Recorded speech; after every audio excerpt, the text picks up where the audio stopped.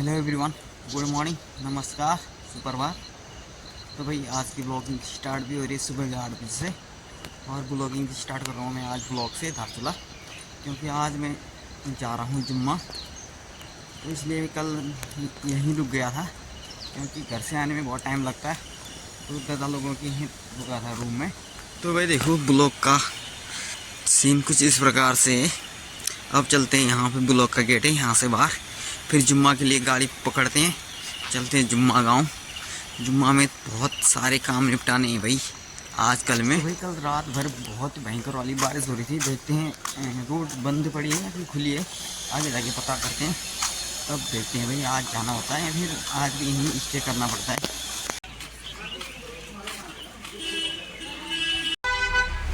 तो भाई बहुत वेटिंग करने के बाद बड़े मुश्किल से मिली है गाड़ी।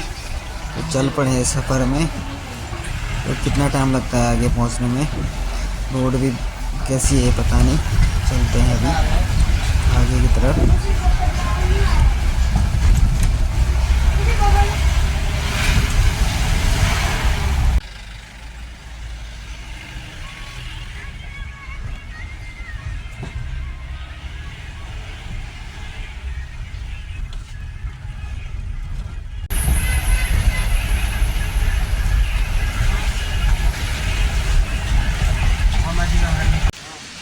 तो भाई यहाँ पे लग चुका है एग्ज़ाम। अब यहाँ से चलते हैं पैदल ही।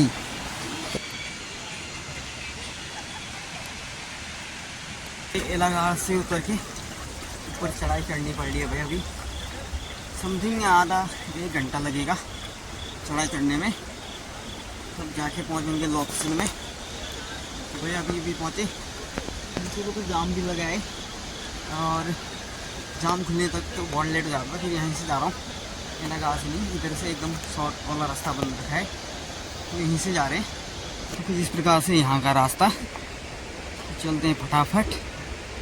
तो भाई कितना सारा जाम लगा है, ज़्यादातर आर्मी की गाड़ियाँ लगी हुई हैं यहाँ पे। यहाँ तो पेड़ लग गए आगे से तो कुछ नहीं दिखा दे रहा, लेकिन 25-30 गाड़ी तो आर्मी की होंगी, फिर उसके बाद लोकल गाड़ी अलग से। तो देखो भाई यहाँ पे लगी हुई है। चलते चलते बहुत ही आफत आ गई। चढ़ाई चढ़ने में ना बहुत ही ज़्यादा दिक्कत हो रही है। एकदम गर्म भी बहुत ज़्यादा हो रहा है। धूप तो नहीं लगी, फिर भी बहुत ही भयंकर वाला गर्म हो रहा है, क्या बताएं। तो आधा घंटा और चलना है, फिर जाके कहीं राहत मिलेगी। तो भाई पहुंच चुके हैं ऊपर वाली रोड में। अब यहाँ से मात्र 10-15 मिनट का टाइम है, फिर पहुँच जाएंगे जहाँ पे हमने काम करना है। 2-4 बोर्ड लिखने हैं गौसा लेके। तो देखते हैं कितना टाइम लगता है। बहुत दिनों बाद आ रखा हूँ, तो थोड़ा टाइम ही लग जाता है भाई। गेप करने से ना बीच में हाथ से धोने में भी टाइम लगता है। तो देखते हैं भाई, जल्दी जल्दी निपटाना पड़ेगा।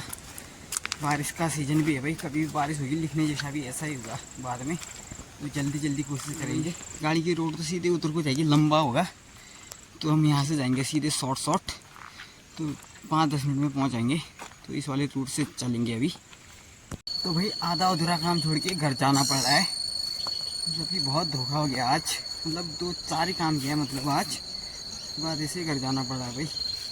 बहुत ही इमरजेंसी पड़ गई ना, मतलब कि यार लिखने के लिए तो आया था साला। 1-2 ब्रश जो मेन चाहिए थे वो वाला ब्रश तो मैं भूल गया, भूला या फिर कहीं गिर गया, तो फिर दिक्कतें हो रही थी। बिना इधर यहाँ तो आ गया था, तो काम तो करना था। तो 4 काम तो ऐसे निपटा दिया मजबूरी में। तो बाकी काम तो वो नहीं हो सकता था। मेरा प्लान तो आज तो यहीं रुकने का था, तो कल पूरा निपटा के जाने का विचार था, लेकिन ऐसा नहीं हो पाया। अब जाना पड़ रहा है, फिर कल आना पड़ेगा। और फटाफट नीचे रोड में गाड़ी भी पकड़नी है।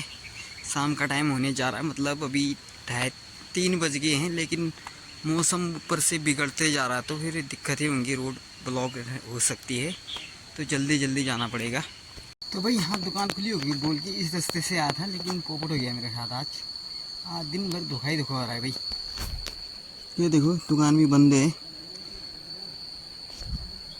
नहीं तो मैं उस वाले रास्ते से था, जहाँ से सुबह आया था उसी वाले रास्ते से जाता, लेकिन यहाँ दुकान के लिए आया था, दुकान तो बंद है आज। पता नहीं यार, सुबह सुबह किसका मुँह देखा मुझे पता नहीं चल रहा ना।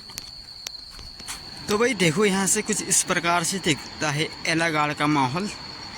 देखो यहाँ टनल से आता है पानी, और यहाँ से नीचे वाटरफॉल बन के सीधे नीचे इलाहाबाद में मिल जा रहा है भाई। ये पानी आता है सीधे छिरकिला डैम से आता है शायद।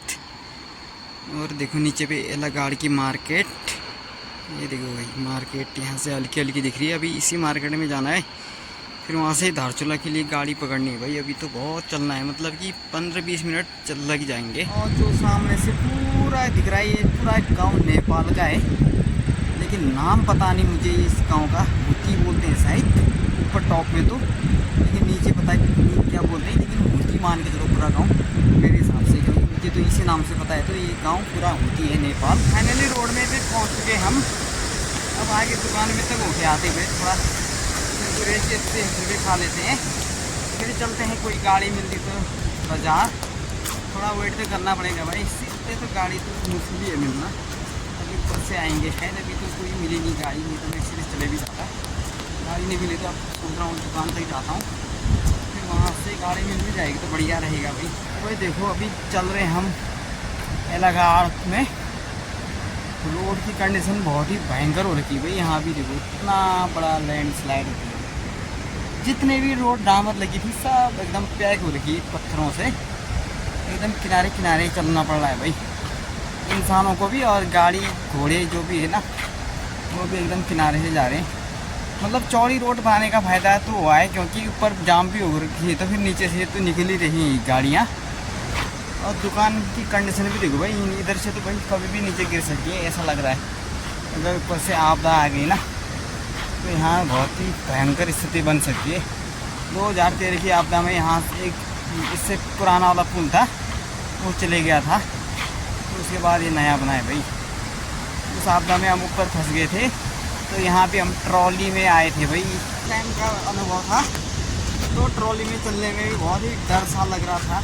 क्या करते फिर भी मतलब कि घर तो आना था, तो इस हिसाब से हम आए। देखते हैं उसको आ देते हैं, रुकते नहीं रुकते। ये मिल जाएंगे तो फिर दुकान भी नहीं जाएंगे, सीधी गाड़ी में बैठ के चले जाएंगे भाई बाज़ार। तो भाई गाड़ी तो मुझे मिल चुकी है, गाड़ी में भी बैठ चुके हैं हम। अब चलते हैं सीधे मार्केट में बैठेंगे मज़े से। तो एकदम गाड़ी में बैठ के आनंद लेते हैं गाड़ी का सफ़र का।